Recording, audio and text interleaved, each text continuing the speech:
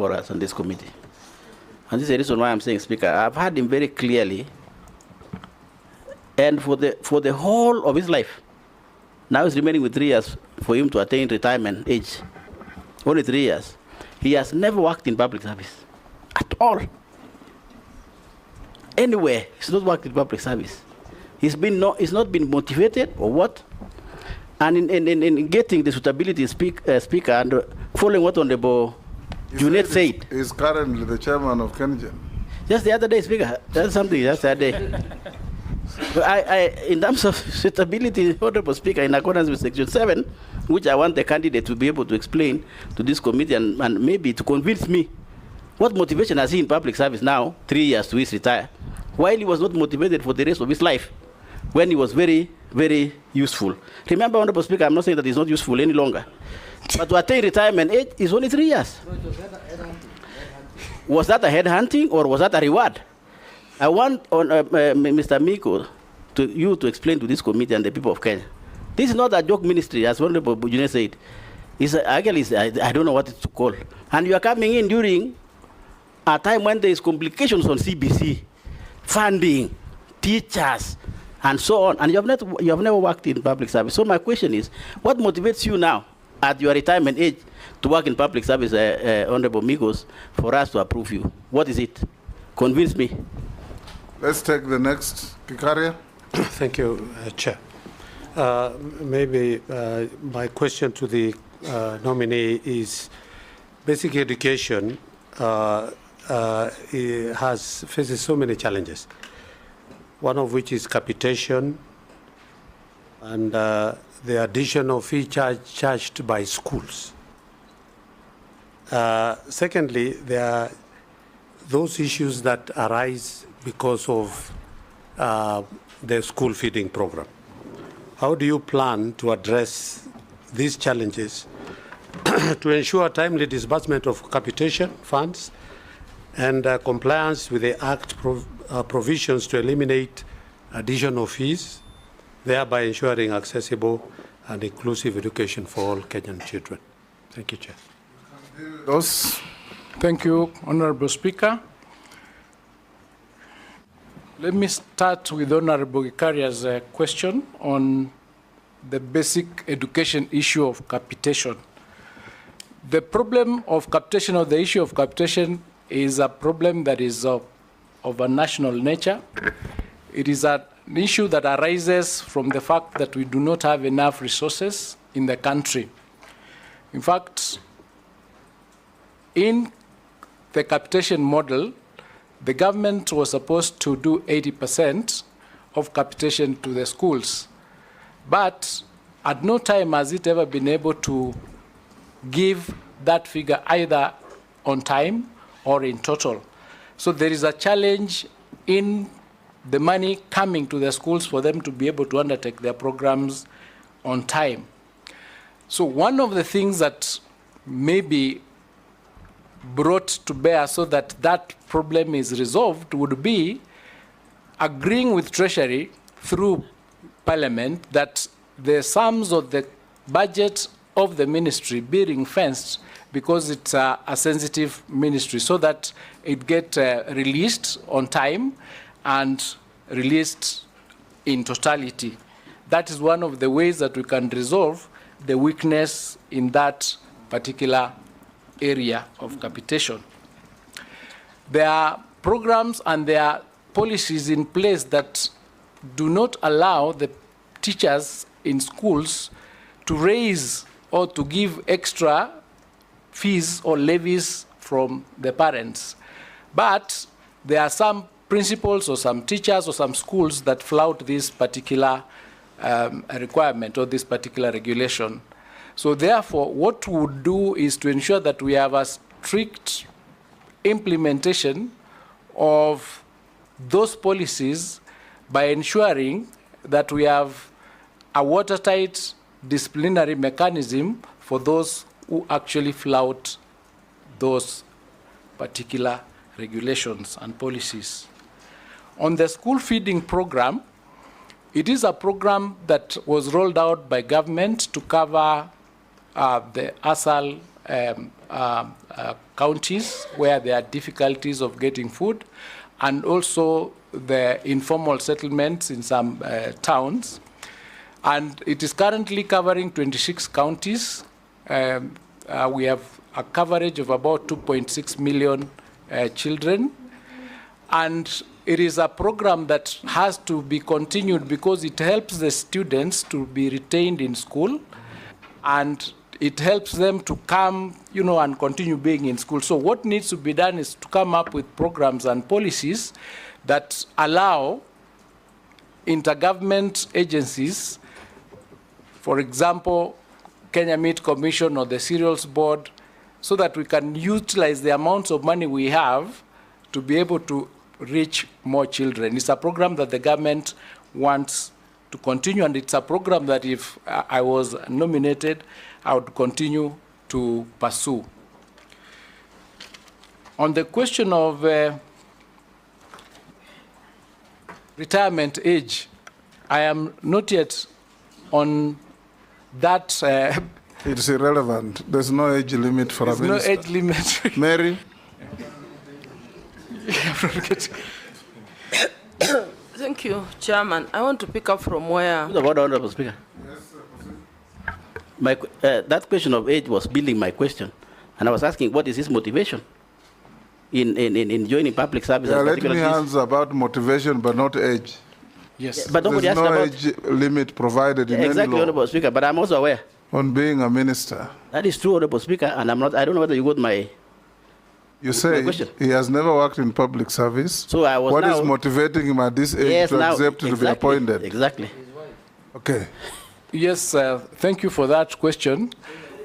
Let me just say that the job that I've been doing as an advocate and working in this country, I have also represented public institutions, so that it can't be argued that because I was in private practice, I have not had any motivation to work for the public. I've also done pro bono work for a lot of public institutions. As I indicated earlier, I've also doubled up in politics, running for parliament, and it's because I wanted to be or to work in the public sector and to assist a lot of the things that I see happening. So it's not true that I have no motivation to work in the public sector. And as I said, I'm currently the chairman of KenGen. We have done a lot of public programs. We've been able to resolve a lot of the issues that were there pending, ensuring that for the last 1 year, our plants have been 95% available, meaning we've been able to produce electricity at that level without it going below 90%, meaning I've been actually doing some work for the public. Mary? Thank you, Chairman. My question to the nominee is on free and compulsory basic education. The Act provides clearly that every child, up to 11, should have free compulsory basic education.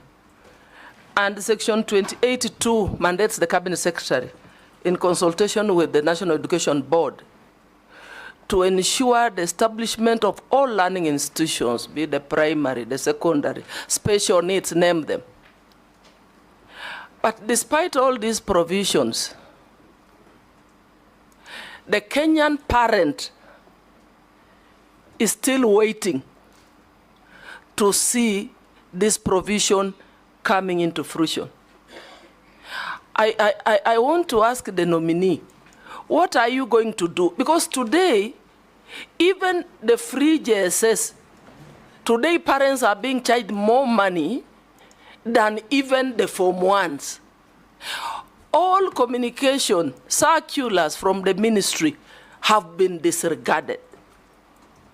What are you going to do? And we're receiving concerns from Kenyans telling us how we are splashing money at all levels by various institutions, NGCDF, county government, I don't know, there's presidential bursary. There are so many bursaries.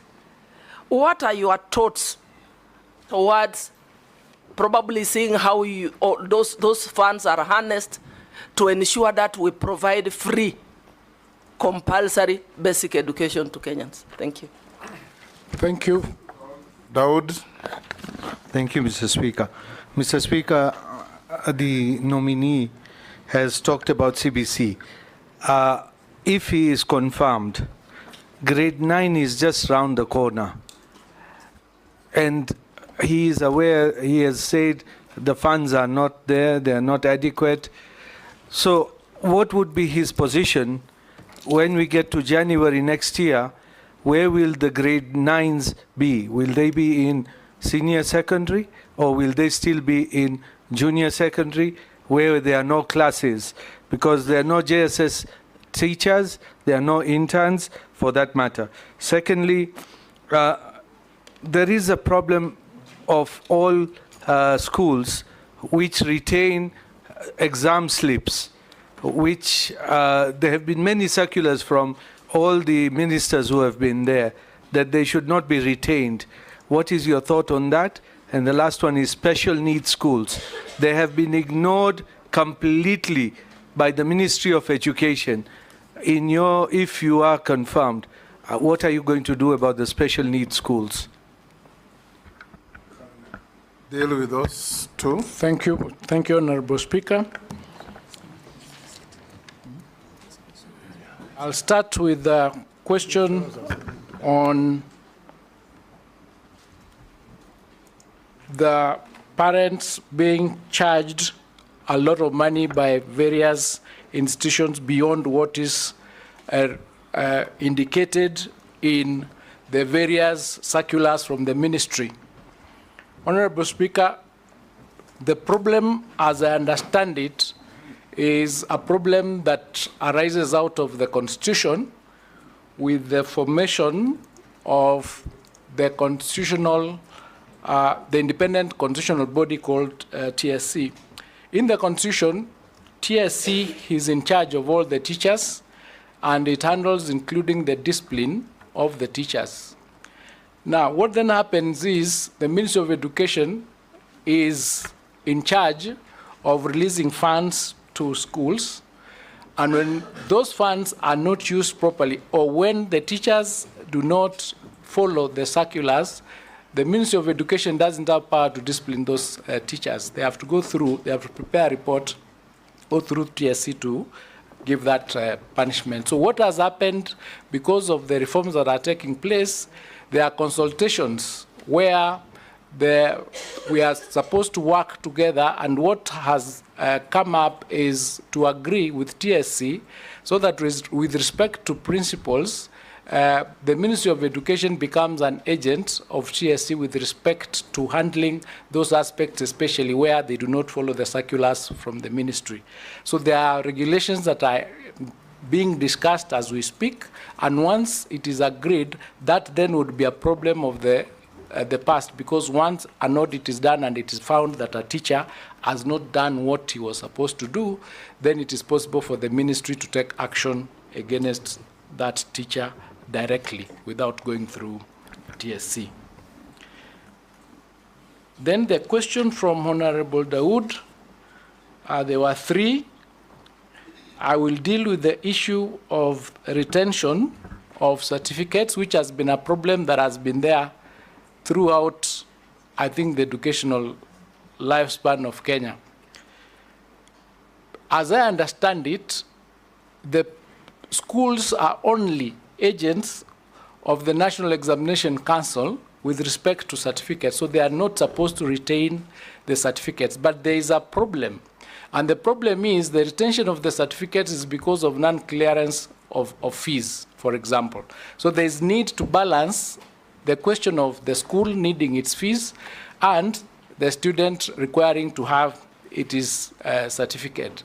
So it is something that if you found that I'm fit to take up this position, would have to look into it, find out how far those discussions are, because they've been going on, and then we pick it up from there. Because I believe if it is a question of schools having pending bills vis-a-vis the pending school fees that the children have not paid, maybe we can have an audit and know the exact amount and do one block application either to Treasury through Parliament so that this is paid off, and then the children can get their certificate. So there is a possibility that there is a way that can be resolved if we come together and discuss it and see how best that problem can be resolved, because we have to get a balance.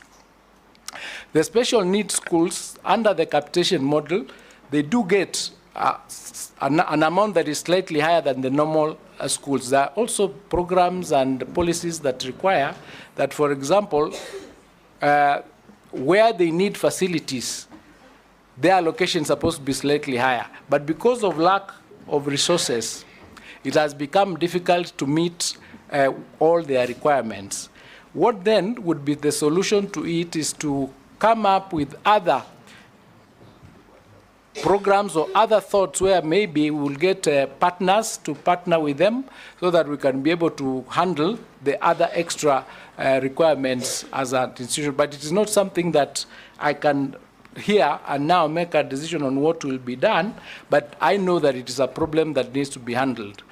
Some of the children that have disabilities and other challenges are also in the normal schools, and they're integrated in those schools. But the programs or the provisions that require those schools to have the special, sort of the special needs, like ramps in those schools, some of them have not been done.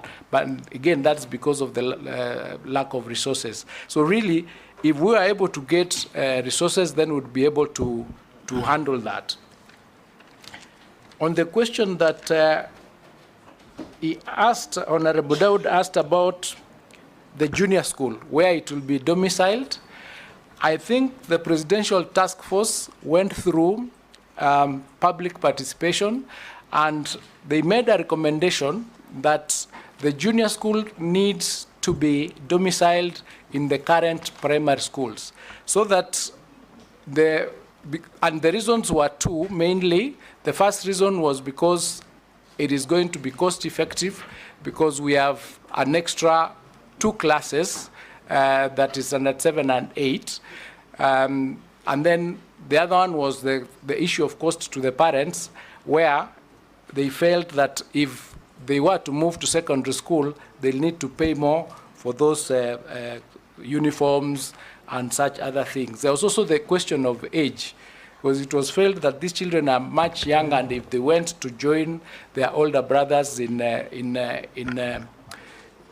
high school, there might be a challenge there. So there is a decision that has already been reached that these schools, these children, this year 9 will be domiciled in There's a point of order here from the Deputy Speaker. Yes. No, I'm saying when you say the age, you say it very lightly, because the age is a 10-year-old going to be able to be mixed with, children of the other gender and who are 18.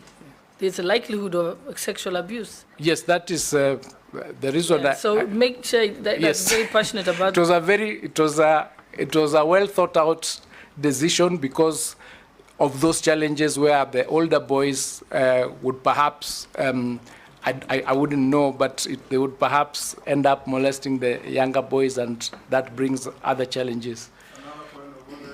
Point of order. But Mr. Speaker, the ones who would be in grade 9 would be the same age the Form 1s were before. So there are no 10-year-olds to go to grade 9.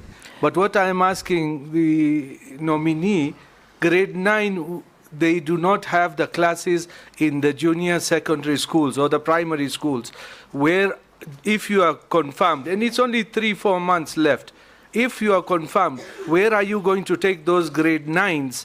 And we do not even have labs in the primary schools or JSS. So where are you going to take them? It's only 3-4 months remaining. We need to think about it.